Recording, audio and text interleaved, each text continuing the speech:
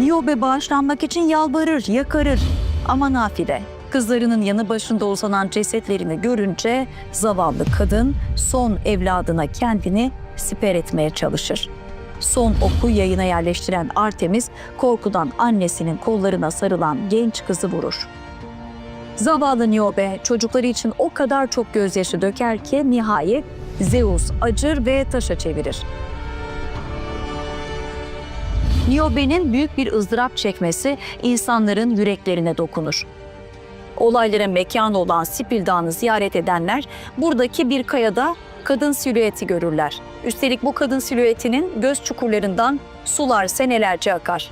İnsanlar su damlalarının Niobe'nin gözyaşı olduğunu düşünür. Böylece mitolojik bir hikaye bu kayayla yaşamaya devam eder.